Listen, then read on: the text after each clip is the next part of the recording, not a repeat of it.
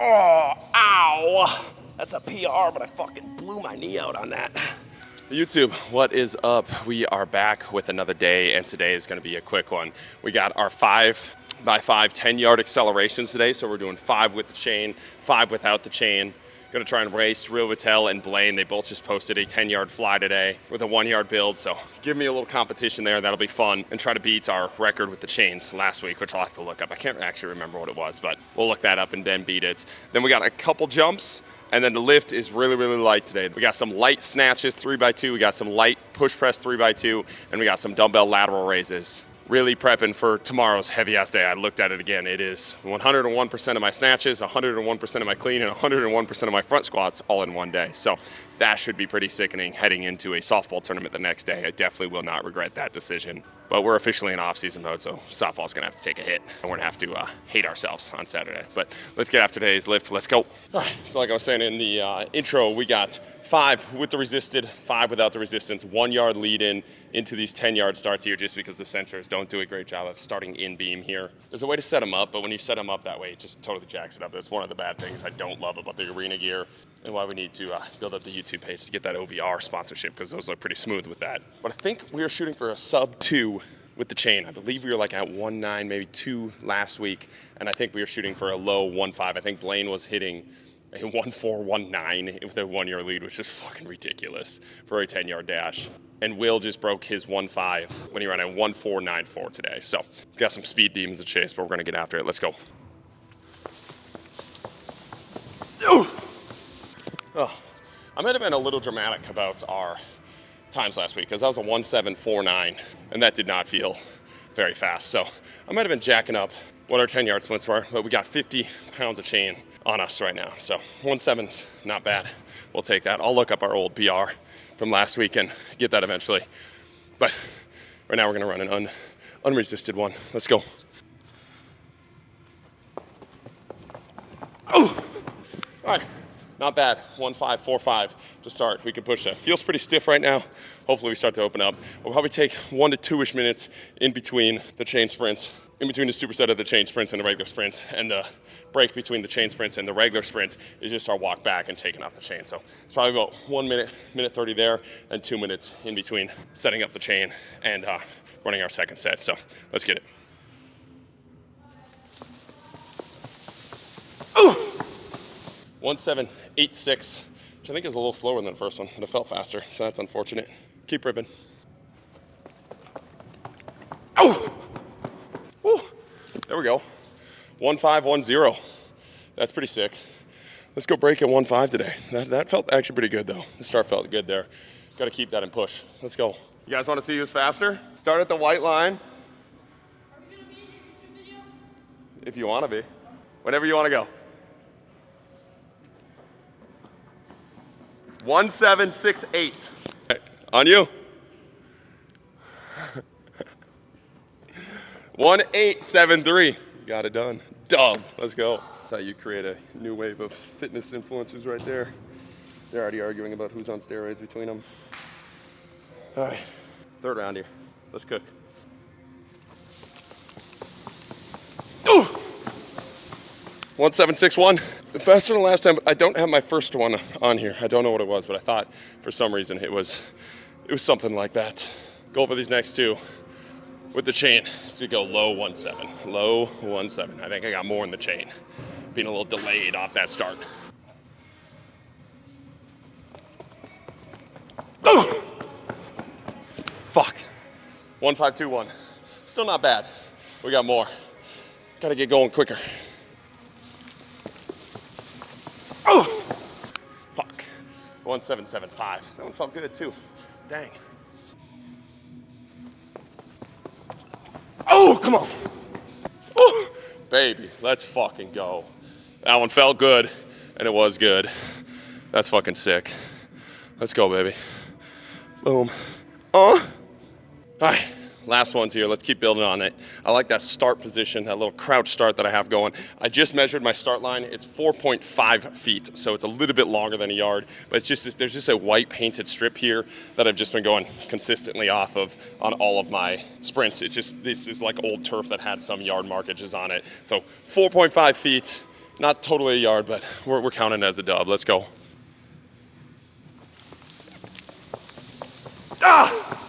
God, chain's feeling pretty slow. I'm not driving. But that was a 1762, so I think the second fastest time of the day. I think I had a 1761 on there, so that's pretty good. Let me show that here. I swear I had a 1761, but let me see, 1775.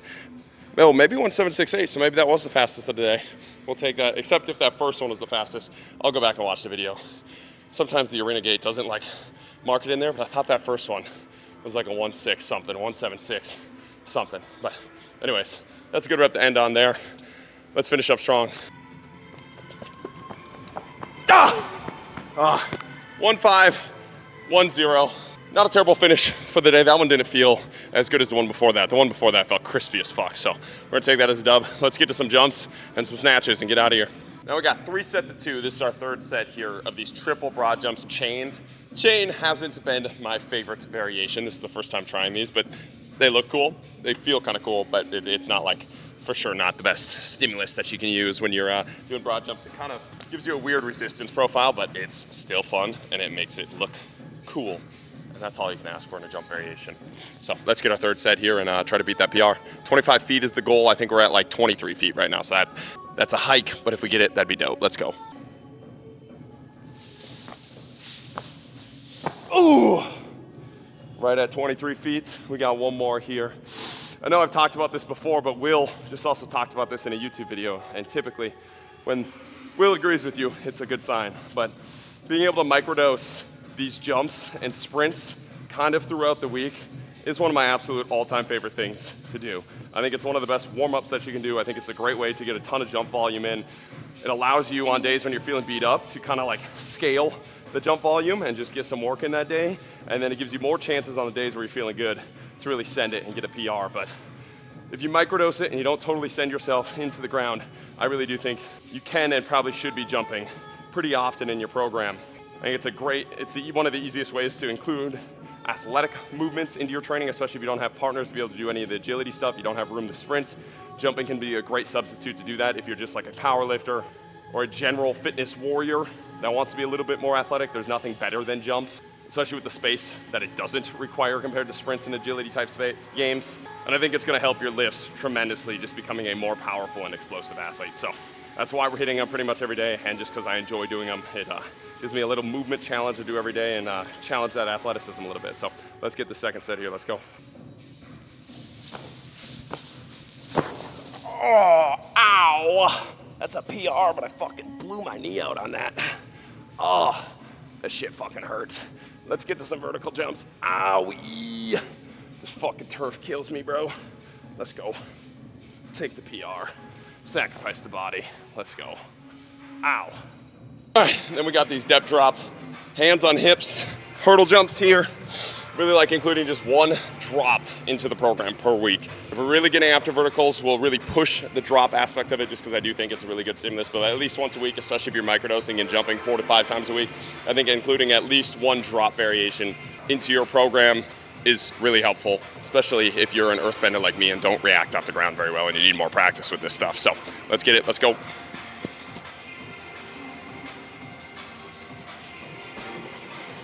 Ooh.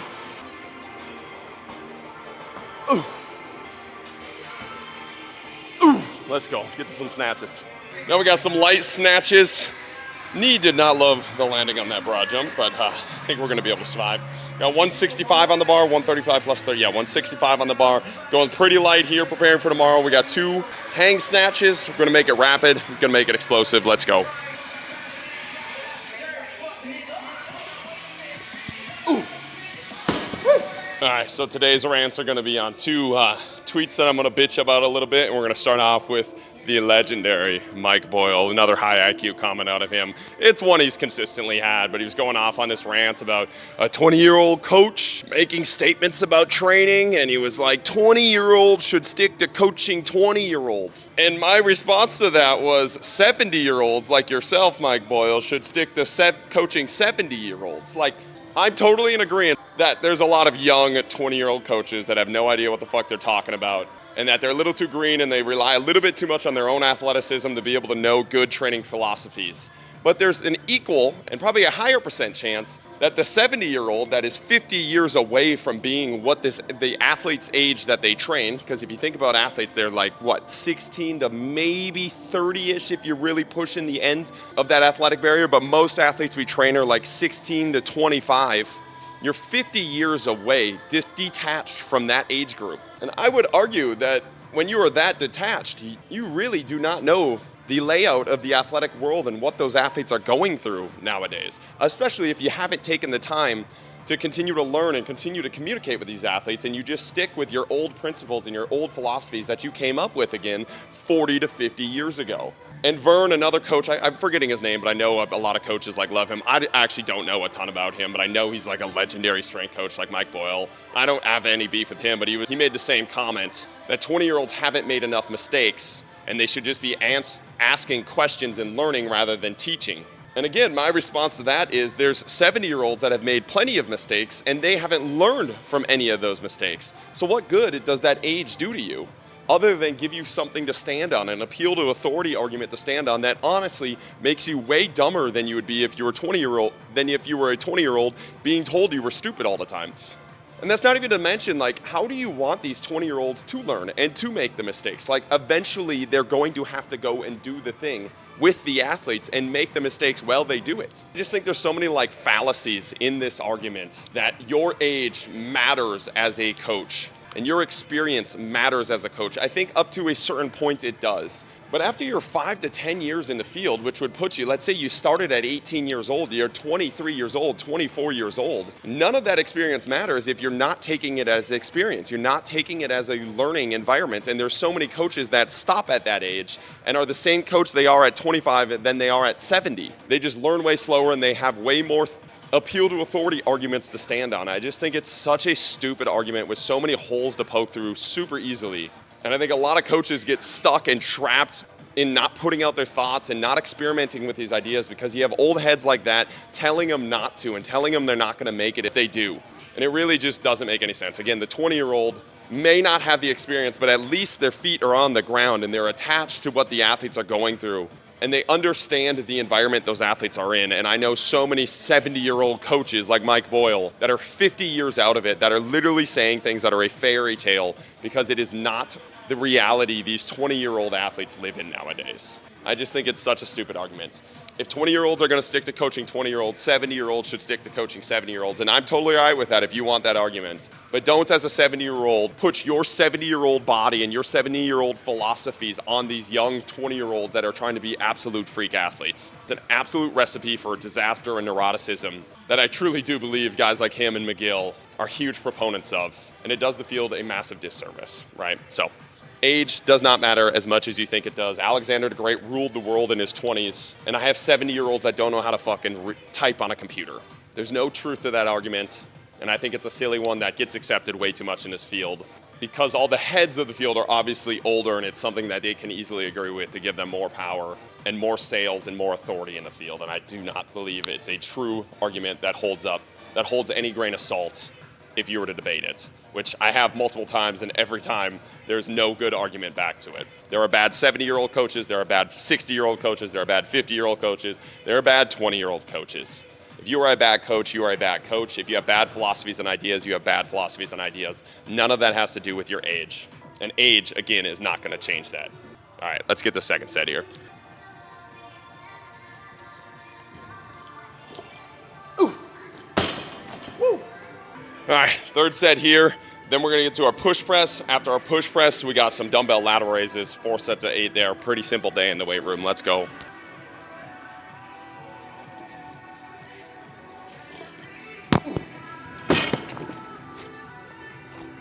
Whee! Then we got 3 sets of 2 push press here with these bands. Should be pretty decently heavy. I think I was supposed to go a little bit lighter than this, but I wanted to play with the bands, and they felt good for the warm-ups, but should be pretty good send here. 3 sets of 2, let's go.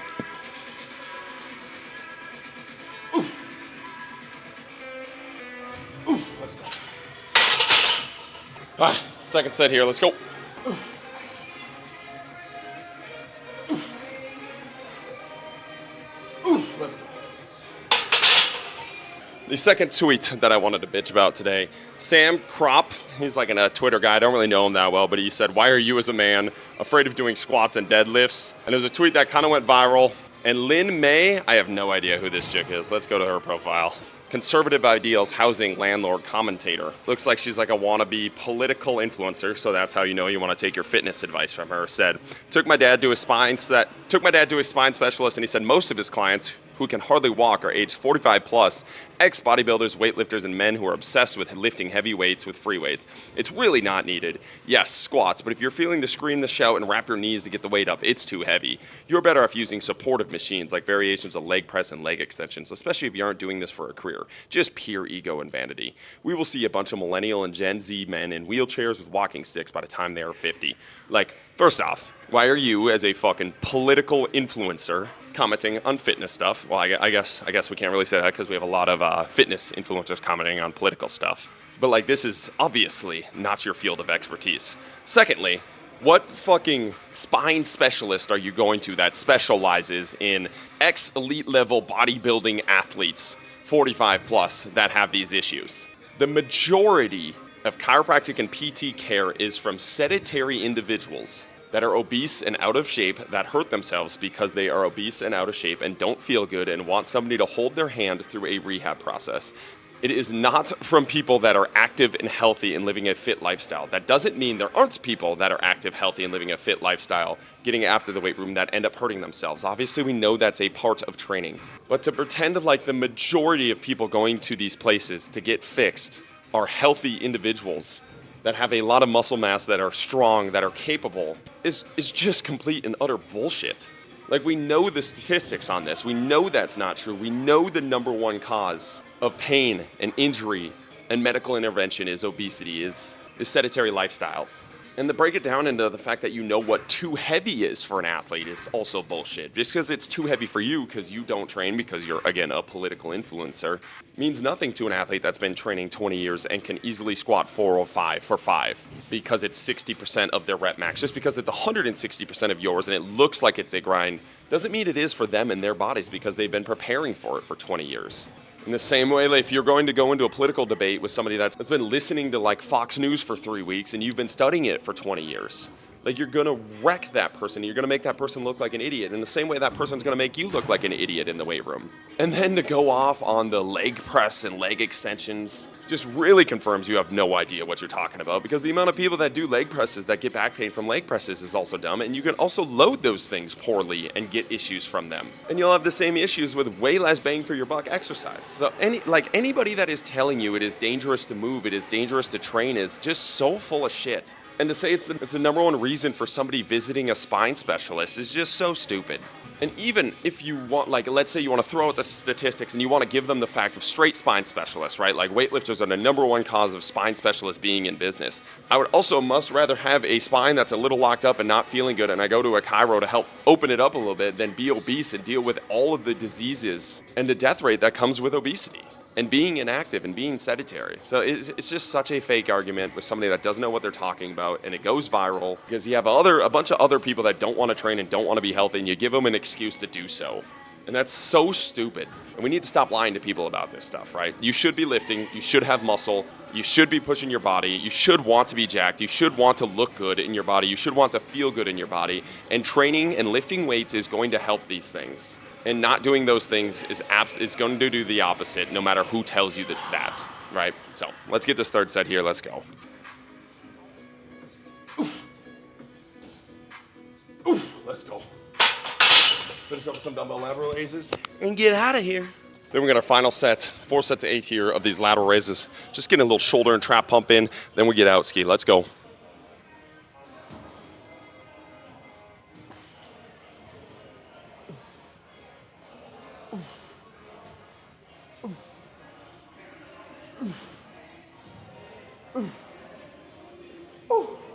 Let's go. That's a freaking day. Appreciate you guys watching. Keep chopping wood. Let's go.